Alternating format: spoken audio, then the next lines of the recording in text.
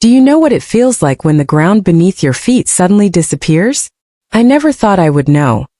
Not at my age, not after raising children, losing my husband and surviving the storms of life. But that night, in that quiet cafe, I felt my heart collapse. I was sitting across from my daughter, sipping warm tea from a delicate porcelain cup. The cafe smelled of cinnamon and fresh bread. She was smiling. Oh, how beautiful she looked, my little girl all grown up. She reached for her phone now and then texting someone, but I didn't think much of it. I was just happy she had agreed to have tea with me after so many months of distance. And then, out of nowhere, a stranger brushed past our table. He didn't look at me, not directly, but as he passed, he slipped a small folded note into my hand. For a moment I thought it was a mistake. My wrinkled fingers unfolded it slowly, and I could barely read through the blur of my eyes. The words were short, but they cut through me like a knife. Don't trust them. Your own family planned this. My heart froze. The cup of tea trembled in my hand. My eyes darted toward my daughter. She was still smiling, scrolling on her phone, completely unaware of what had just shattered me inside. I tried to breathe, but my chest tightened. What could this possibly mean? My own family? What had they planned? Was this some cruel joke? Or something much darker? I remember staring at her, my daughter, trying to read her face. She looked calm, maybe even excited about something. But was it for me? Or against me? I know you might think I'm being dramatic, but let me tell you something, my dear. When you've lived as long as I have, you learn to trust your gut. And my gut screamed at me that something wasn't right. I placed the note carefully in my lap, hiding it under the napkin, praying she wouldn't notice. I forced a smile as she looked up at me and I said, "Darling, this tea is wonderful." My voice shook, but she didn't seem to hear. Inside I was breaking. Do you know what's worse than fearing strangers? It's fearing your own blood. Because if a stranger hurts you, it's painful. But if your family betrays you, it cuts deeper than any knife ever could. And in that moment, staring at my daughter's soft eyes and gentle smile, I wondered, had she betrayed me? I stirred my tea slowly, trying to calm my hands. My mind ran in circles. Maybe this was a misunderstanding. Maybe the note wasn't for me. Or maybe, just maybe, it was a warning that could save my life. But save me from what? The cafe around me buzzed with laughter, forks clinking against plates, soft music playing in the background. Yet all I could hear was the pounding of my heart, each beat like a hammer against my chest. I tried to ask myself questions. Who was that man? Why give the note to me? And what did plan this even mean? Was it money? Was it harm? Was it my end? I gripped my teacup tighter, staring at the warm liquid inside. Suddenly, even the tea didn't feel safe anymore. Halfway through our conversation, my daughter excused herself to make a call outside. As she left, I took a deep, shaky breath and reached for the note again, reading it over and over like the words might change. But they didn't. Don't trust them. Your own family planned this. I wanted to scream, to run, to demand answers, but instead I sat frozen like a little girl lost in a nightmare. And now, my dear listener, I want to ask you something. If it were you sitting in that chair, sipping that tea, and a stranger warned you about your own family, would you believe it? Or would you dismiss it as madness?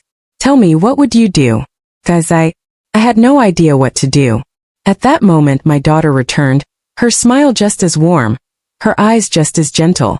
She sat back down, reached across the table and touched my hand. Are you okay, Mom? You look pale.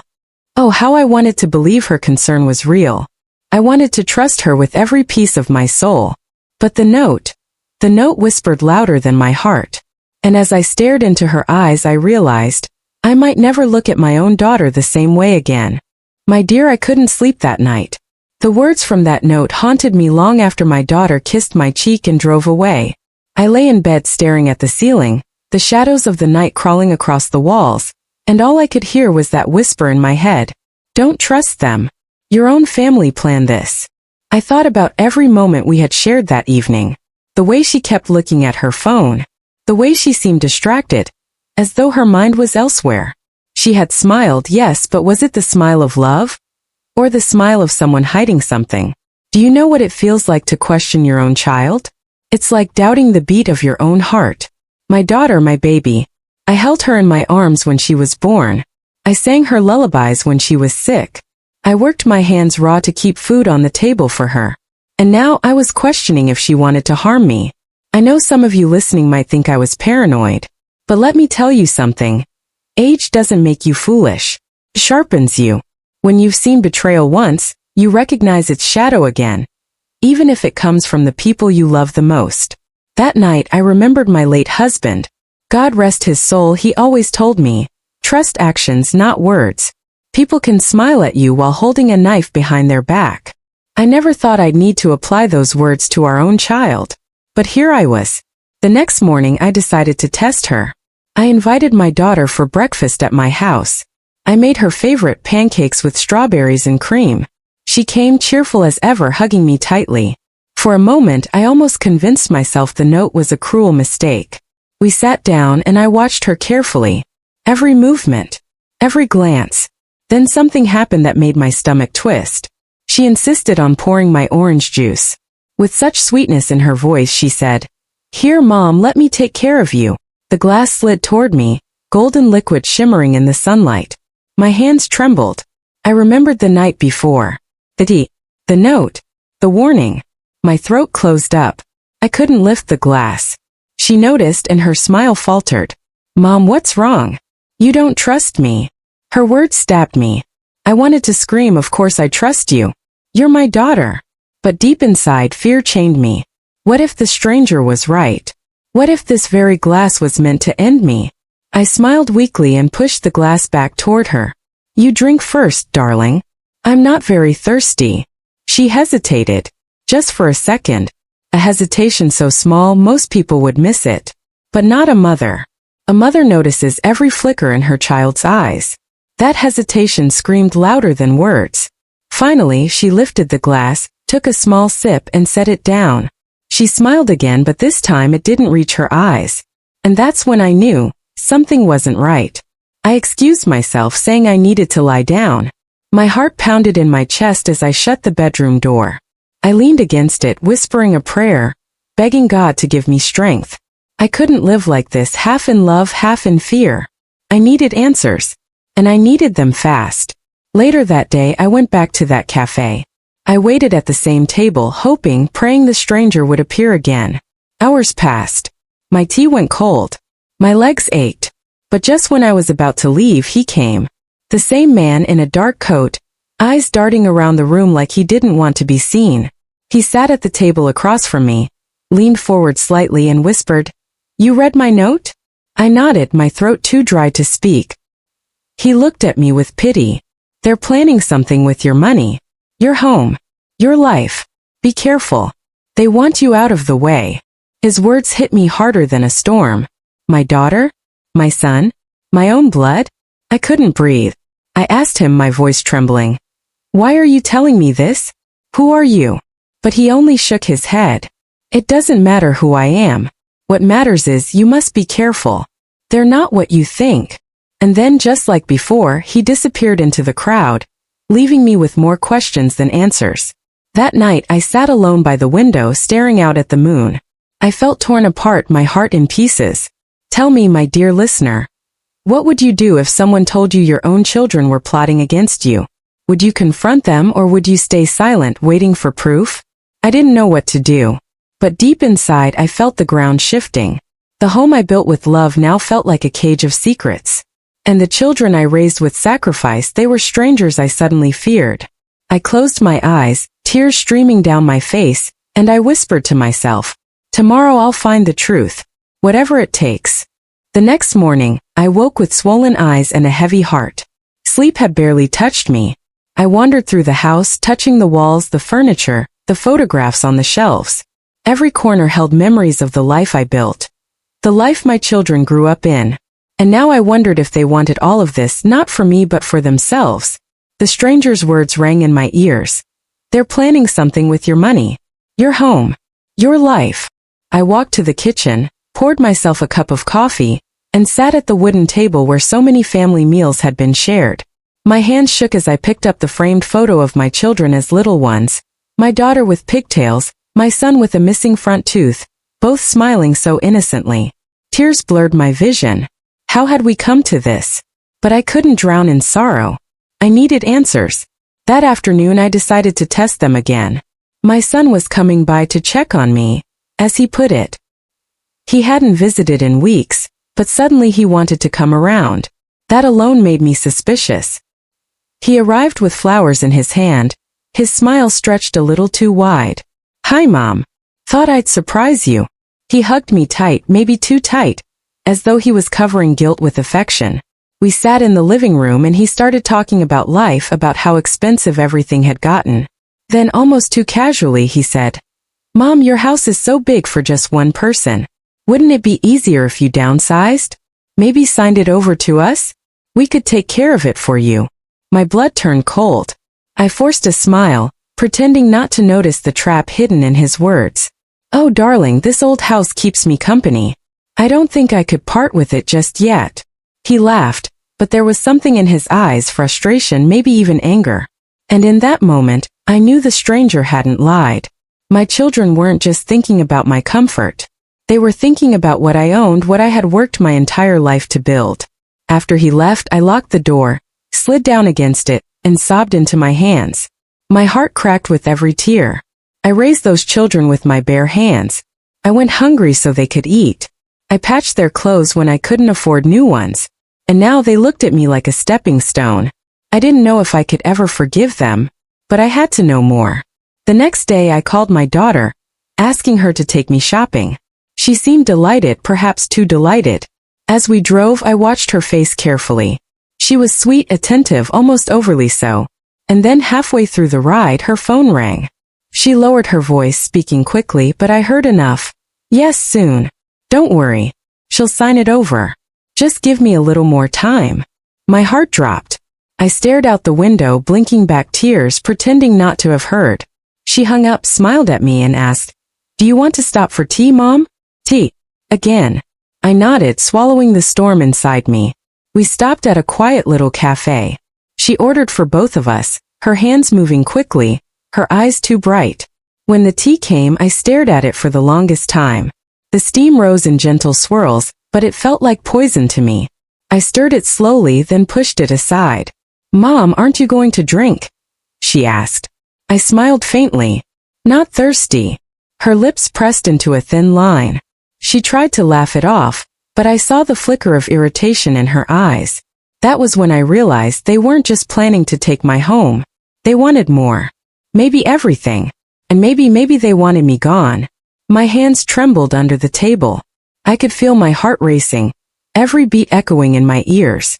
I had never felt so small, so vulnerable, and yet so determined. Because if my own children had turned against me, I needed to be smarter than them. I needed to protect myself. That night, I pulled out my old journal and began to write everything down. The note, the visits, the conversations. I dated each page, recorded every word. If something happened to me, I wanted the truth to remain. As I wrote, I whispered to myself, "I will not be silenced. I will not be broken." "But my dear, I want to ask you something. What would you do if you discovered the people you loved most in this world were secretly plotting against you? Would you confront them? Would you fight? Or would you protect yourself quietly, waiting for the right moment?" Because I didn't know which path to take. All I knew was this. My family was no longer my safe haven. They had become my storm. And as I closed that journal and placed it under my pillow, I made myself a promise. Tomorrow I would begin to uncover just how deep their betrayal ran. The morning sun spilled through my curtains, but instead of warmth, I felt a chill deep in my bones. I sat at my kitchen table, my journal open before me, the pen trembling in my hand. Every word I had written was a wound on the page, a reminder that my children, my own blood, might be the very ones who wanted me gone. But I was not a fool, and I was not ready to be a victim. That day, I decided to face the truth head-on. I called my daughter and son, inviting them over for dinner. My voice was calm, steady, but my heart thundered inside me. When evening came, I set the table with my finest china, the way I used to when they were little. I cooked their favorite meal, roast chicken with mashed potatoes. The house smelled like old times, like family, like safety. But behind that warmth, my soul braced itself for a storm. They arrived together, smiling, carrying bottles of wine, hugging me as if nothing was wrong. We sat down and for a while it felt almost normal. We laughed about old memories, about the time my son got his head stuck in the railing, about how my daughter once hid a puppy in her room for a week. But then the conversation shifted.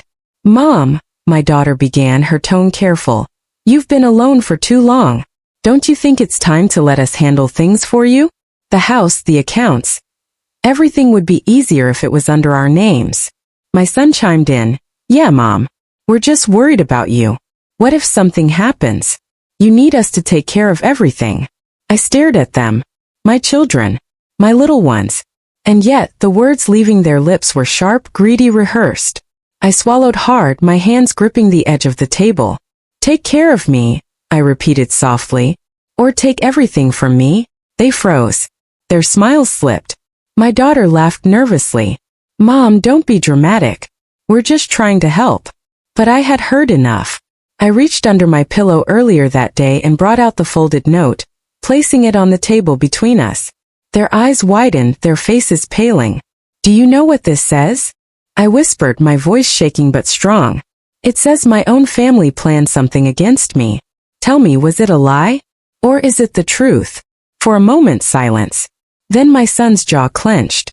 My daughter looked away. The silence was my answer. My heart shattered into pieces right there, in front of the children I had given everything to. I pushed back my chair, standing on trembling legs. "I worked my hands raw to raise you. I starved so you could eat. I wore the same shoes for years so you could have new ones. And this is how you repay me? By circling me like vultures, waiting for me to fall." Tears blurred my eyes, but I refused to let them see me weak. My daughter's eyes filled too. "Mom, it's not like that. We thought it would be easier if..." "Easier for who?" I snapped, my voice breaking. "For me or for you?" The truth was out. And though it cut me like 1,000 knives, it also set me free. They sat there silent, ashamed, or maybe just caught. I didn't know anymore. I turned away, my hands clutching the back of the chair. If my own children see me as a burden, then I will carry myself. If my own family plots against me, then I will protect myself. But I will never, ever give you the satisfaction of watching me fall. The room felt heavy, suffocating. My son muttered something about misunderstanding. My daughter begged me to sit down, but I couldn't. I walked to my bedroom, closed the door, and let the tears pour freely. That night I realized something that broke my heart and healed it at the same time. Love does not always come from where you give it. Sometimes the people you pour your soul into will let it spill onto the floor. And sometimes the family you build with blood will betray you deeper than strangers ever could. But do you know what I also realized, my dear? Family is not just blood. Family is who protects you, who respects you, who loves you even when you have nothing left to give. I lost something that night. The trust one once held for my children was gone. But I gained something too: clarity. Strength. The courage to stand for myself. And if you are listening to me now, I want you to remember this. Never let anyone, no matter who they are, decide your worth. You are not a burden. You are not disposable. You are a life full of stories, full of love, full of meaning. Protect that. Always. I wiped my tears, closed my journal, and whispered to myself, "This is not the end of me. This is only the beginning." And for the first time in a long time I felt free.